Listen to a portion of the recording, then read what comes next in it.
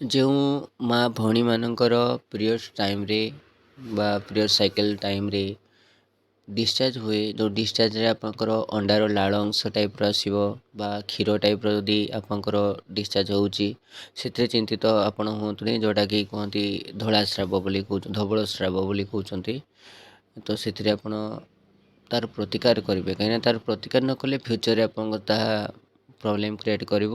ତେଣୁ ଯେଉଁମାନଙ୍କର ସେମିତି କିଛି ପ୍ରୋବ୍ଲେମ୍ ଅଛି ସେମାନେ ମିଶ୍ରି ଆଉ ଆମର ଯେଉଁ ମେଥି ତାକୁ 4:1 ଅନୁପାତରେ ଆପଣ ତାକୁ ଗ୍ରାଇଣ୍ଡ କରିକି ରଖନ୍ତୁ।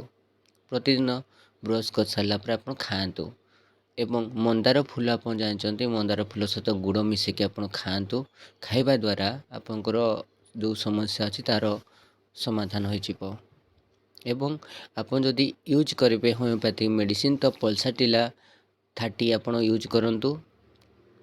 ଆଉ ଜେଲ୍ସିମମ୍ ଗୋଟେ ମେଡ଼ିସିନ୍ ଅଛି, ତାକୁ ବି ୟୁଜ୍ କରିପାରିବେ।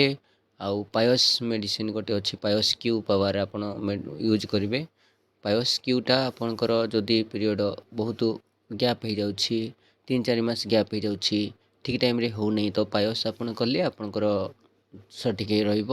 ଆଉ ଆପଣ ଚେଷ୍ଟା କରନ୍ତୁ ଯେ ଆପଣ ମଝିରେ ମଝିରେ ପ୍ରତ୍ୟେକ ସପ୍ତାହରେ ଥରେ 2 ଥର ଗୁଡ଼ ଖାଆନ୍ତୁ।